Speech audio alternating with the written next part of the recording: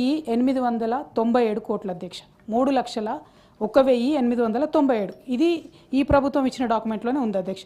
దాంతోపాటు total outstanding weighted averages అంటే ఇవి క్లెయిమ్ చేయకపోయినా ఒకవేళ ఆ సంస్థలు కట్టకపోతే ప్రభుత్వం గ్యారంటీ ఇచ్చినటువంటిది ఎంత అంటే అధ్యక్ష 1,20,77,000 కోట్ల అధ్యక్ష. 1,20,000 కోట్ల 77,000 కోట్ల అధ్యక్ష. సో ఈ టోటల్ కలిపి ఎంత అవుతుంది? 4,22,000 కోట్లు మాత్రమే అవుతున్నది అధ్యక్ష. సో టోటల్ అప్పు బీఆర్ఎస్ పార్టీ గవర్నమెంట్ చేసినటువంటిది మీరిచ్చినటువంటి పేపర్ ప్రకారమే 4,22,674 కోట్ల అధ్యక్ష. ఇది మీకు మీ ద్వారా గౌరవ ప్రభుత్వానికి నేను పంపిస్తాను అధ్యక్ష. దీన్ని ఖచ్చితంగా ముఖ్యమంత్రి గారైనా మంత్రివర్గమైనా మాట్లాడేటటువంటి సహచరులైనా కూడా దయచేసి దీన్ని కన్సిడర్లోకి తీసుకోవాలి అధ్యక్ష. ఎందుకు ఈ మాట చెప్తా ఉన్నామంటే నేను చెప్పినట్టు కేసీఆర్ గారిని ఉద్యమంలో 1,00,000 తిట్లు తిట్టిండ్రు, అవన్నీ ఆశీర్వాదాలని ఫైనల్గా తెలంగాణ వచ్చింది అధ్యక్ష. మమ్మల్ని అంటే మా నాయకుడిని అంటే మేము పడతాం కానీ రాష్ట్రాన్ని అంటే మాత్రం మేము ఊరుకోం అధ్యక్ష. ఈ రాష్ట్రం ఈ దేశం అధ్యక్ష మనందరికీ తెలుసు. ఎట్లా ఓట్లేస్తాం అధ్యక్ష? ఎలక్షన్లలో మనం సెంటిమెంటల్గా ఓట్లేస్తాం. ఎవరైనా జై శ్రీరామ్ అంటే ఓటేస్తాం, ఎవరైనా ఒక ఆయన చచ్చిపోయిందంటే వాళ్ళ కుటుంబానికి ఓటేస్తాం. మన దేశమే సెంటిమెంట్ దేశం అధ్యక్ష. రాష్ట్రానికి ఒక చోదక శక్తిగా ఉండాల్సినటువంటి ముఖ్యమంత్రి గారు నేషనల్ మీడియాలో కూర్చొని మా రాష్ట్రం దివాలా తీసిందంటే ప్రజల గుండె గుబేలు మనది అధ్యక్ష. కేసీఆర్ గారు ధనిక రాష్ట్రం అని ఎందుకు చెప్పిండ్రు? ఒక కాన్ఫిడెన్స్ ఇవ్వాలి తెలంగాణ సమాజానికి, వచ్చేటటువంటి ఇన్వెస్టర్స్కి ఒక కాన్ఫిడెన్స్ ఇవ్వాలి, అందుకోసం అని ధనిక రాష్ట్రం అని చెప్పి. ఇవాళ మా అభ్యంతరం ఏంటంటే ముఖ్యమంత్రి గారు నేను కనీసం నెలకు 500 కోట్ల రూపాయలు కూడా ఖర్చు పెట్టలేకపోతున్నా అని అద్భుతంగా కూర్చొని అబద్ధాలు చెప్పినారు అధ్యక్ష. దానికి నేను కొంచెం క్లారిటీ ఇవ్వదలుచుకున్నా అధ్యక్ష. అది కూడా ఈ డాక్యుమెంట్, ఈ బడ్జెట్ డాక్యుమెంట్లో ఉన్న దాంతోనే అధ్యక్ష. పోయిన సంవత్సరం అధ్యక్ష అంటే 2023-24 చివరి సంవత్సరం బీఆర్ఎస్ అధికారంలో ఉన్నప్పుడు క్యాపిటల్ ఎక్స్పెండిచర్కి మేము పెట్టిన ఖర్చు అధ్యక్ష 43,917 కోట్ల 62 రూపాయలు అధ్యక్ష.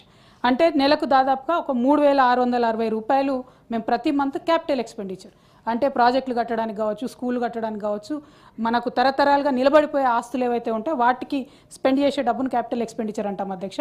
అది బీఆర్ఎస్ హయాంలో 3,660 కోట్లు పెట్టాం అధ్యక్ష. కాంగ్రెస్ గవర్నమెంట్ ఫస్ట్ ఇయర్లో అధ్యక్ష మొత్తం సంవత్సరానికి 33,087 కోట్లు పెట్టినారు అధ్యక్ష వాళ్ళు. అంటే ప్రతి నెల క్యాపిటల్ ఎక్స్పెండిచర్ కాంగ్రెస్ గవర్నమెంట్ పెట్టింది 2,757 రూపాయలు అధ్యక్ష. అంటే ఈ ముఖ్యమంత్రి గారికి తెలిసి ఉండి ప్రతి నెల 2,757 కోట్ల రూపాయలు వారు ఖర్చు పెడుతూ నేషనల్ మీడియాలో కూర్చొని కేవలం బీఆర్ఎస్ను బ్లేమ్ చేయాలి, కేసీఆర్ను బ్లేమ్ చేయాలని మా రాష్ట్ర ఆర్థిక పరిస్థితి బాగాలేదు, 500 రూపాయలు కూడా నేను ఖర్చు పెట్టలేకపోతున్నా అని చెప్తుంటే రాష్ట్రం కోసం పేగులు దిగేదాకా కొట్లాడిన వాళ్ళం అధ్యక్ష. మనందరం బాధ అవుతుంది కదా అధ్యక్ష. This is nothing personal, it is about the state. ఇప్పుడు ఈ బడ్జెట్లో ఈ నెక్స్ట్ ఇయర్కి క్యాపిటల్ ఎక్స్పెండిచర్ గవర్నమెంట్ ప్రపోజ్ చేసింది అధ్యక్ష 36,504 రూపీస్ అధ్యక్ష. అంటే దాదాపుగా ప్రతి నెల ఒక 3,042 కోట్ల రూపాయలు మేము పెట్టుకుంటామని చెప్పి గుడ్ సెంటిమెంట్. ఇంకా పెరగాలని చెప్పి మేము కోరుకుంటాం అధ్యక్ష. గవర్నమెంట్లో ఎవరన్నా ఉండొచ్చు అధ్యక్ష. రాష్ట్రం బాగుండాలని కోరుకునేటటువంటి వ్యక్తుల్లో ప్రథమ శ్రేణిలో ఉండేటటువంటి వాళ్ళం మనందరం కూడా. కాబట్టి ఒక స్వయంగా ముఖ్యమంత్రి గారు వారొక ఫోర్స్గా ఉండి, ఒక ఇంపిటెస్గా ఉండి, ఒక చోదక శక్తిగా ఉండి రాష్ట్రాన్ని డెవలప్ చేయాల్సిన వాళ్ళు పదే పదే ఇట్లా మాట్లాడడం నిజంగా దారుణం అధ్యక్ష. అదేవిధంగా అధ్యక్ష అప్పుల విషయంలో ఇట్లా పదే పదే అబద్ధాలు చెప్తే నిజంగా ముఖ్యమంత్రి గారికి ఇవాళ రేపు గిన్నిస్ రికార్డు కూడా ఇచ్చినట్టు ఉన్నారు అధ్యక్ష. ఎందుకంటే చెప్పిన అబద్ధమే మళ్ళా చెప్తున్నారు. అయితే ఇవాళ మీ ద్వారా నేను ఒక రిక్వెస్ట్ చేస్తూ ఉన్నాను అధ్యక్ష. ఇప్పుడు నేను ఇచ్చినటువంటి డేటా అంతా కూడా నేను కంప్లీట్గా బడ్జెట్ డాక్యుమెంట్స్లోనే ఇచ్చాను కాబట్టి, ఇది ప్రభుత్వం ఇచ్చినటువంటి డాక్యుమెంట్ అని మేము బలంగా నమ్ముతున్నాం కాబట్టి, ప్రభుత్వం బ్లాక్ అండ్ వైట్లో ఇచ్చినటువంటి డాక్యుమెంట్కి శాంక్టిటీ ఉంటుంది కాబట్టి ఇప్పుడు కన్నా ముఖ్యమంత్రి కానీ మంత్రులు కానీ దయచేసి ఈ భాష బానుకోవాలి అధ్యక్ష. లేకపోతే 27వ తారీఖు నాడు మాత్రం ఖచ్చితంగా మేము ప్రివిలేజ్ మోషన్ మూవ్ చేస్తాం అధ్యక్ష ఈ ప్రభుత్వం మీద. ఎందుకంటే ఒకవేళ ఈ బడ్జెట్లో మీరు చెప్పినటువంటి లెక్కలు తప్పైతే మీరు ఈ హౌస్ను తప్పుదోవ పట్టిస్తున్నట్టు, లేదు ఈ అప్పులు తప్పని మీరు చెప్తున్నట్టయితే ప్రజల్ని తప్పుదోవ పట్టిస్తున్నట్టు అధ్యక్ష. ఇది కరెక్ట్ కాదు అధ్యక్ష. ప్రజాస్వామ్యంలో ఓవరాల్గా సెంటిమెంట్ ఆఫ్ ద స్టేట్కి దెబ్బ పడుతుంది కాబట్టి ఇవాళ మేము డిమాండ్ చేస్తూ ఉన్నాం అధ్యక్ష. మీరు ఇంకా అబద్ధాలు చెప్పడం దయచేసి మానేయాలి. మరి ఏది కరెక్టు? బడ్జెట్ పేపర్లు కరెక్టా, ముఖ్యమంత్రి గారు మాట్లాడేది కరెక్టా అన్న క్లారిటీ కూడా ఖచ్చితంగా ఇవ్వాలి అధ్యక్ష.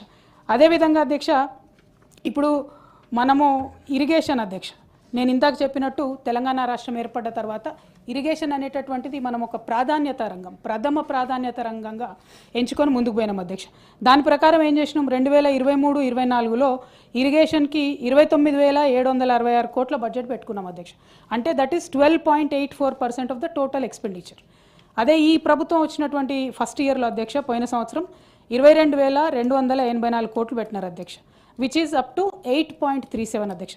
అంటే 12.8% నుంచి 8.37కి ఫస్ట్ ఇయర్లో వాళ్ళు ఇరిగేషన్ బడ్జెట్ తగ్గించినారు.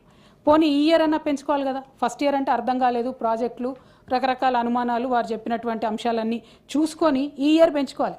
ఈ ఇయర్ పెట్టినటువంటి బడ్జెట్లో ఎంత అధ్యక్ష ఇరిగేషన్కి 23,350 crores, అంటే 23,354 కోట్ల రూపాయలు. అదేంత అధ్యక్ష, కేవలం 7.5% మాత్రమే, 7.66% మాత్రమే ఈసారి బడ్జెట్లో పెట్టినారు అధ్యక్ష. అంటే ఇరిగేషన్ని రైతుల పట్ల కానీ వ్యవసాయం పట్ల కానీ ఈ ప్రభుత్వానికి పట్టిలేదనడానికి ఇది నిజమైనటువంటి తార్కాణం అధ్యక్ష. అదేవిధంగా ఇందాకటి నుంచి ప్రభుత్వ పెద్దలందరూ మాట్లాడుతూ పదే ఒక మాట చెప్పినారు అధ్యక్ష. పెద్దలు కోదండరాం సార్ కూడా మెన్షన్ చేశారు. ఏమని అంటే, అసలు కాళేశ్వరం అనేటటువంటి ప్రాజెక్టు మీరు తుమ్మిడిహెట్టి దగ్గర ప్రధానంగా కట్టాల్సింది, కట్టకుండా మీరు మేడిగడ్డ దగ్గర కట్టినారు కాబట్టి ఇబ్బంది అవుతుందని చెప్పినారు అధ్యక్ష. 2008లో వైఎస్ రాజశేఖర రెడ్డి గారి హయాంలో ప్రాణహిత చెవెళ్ళ పేరుతో ఈ ప్రాజెక్ట్ని ప్రారంభించుకున్నారు అధ్యక్ష. ఆనాడు 148 ఎఫ్ఆర్సీ దగ్గర, ఎఫ్ఆర్ఎల్ దగ్గర కనుక మనం తీసుకున్నట్టయితే అధ్యక్ష, కేవలం 44 టీఎంసీల నీళ్లు మాత్రమే ఉండే అధ్యక్ష అక్కడ. కానీ కాంగ్రెస్ ప్రభుత్వం, ఆనాడు ఉన్నటువంటి ఉమ్మడి రాష్ట్రంలో ఉన్న కాంగ్రెస్ ప్రభుత్వం, వాళ్ళు తెలంగాణకు నీళ్ళు ఇవ్వాలనుకోరు కాబట్టి వాళ్ళు ఏం చెప్పిండ్రు, 152 ఎఫ్ఆర్ఎల్ దగ్గర అడుగుల ఎత్తు దగ్గర తీసుకుంటాము, దాంతో 160 టీఎంసీలు వస్తాయని చెప్పి డైరెక్ట్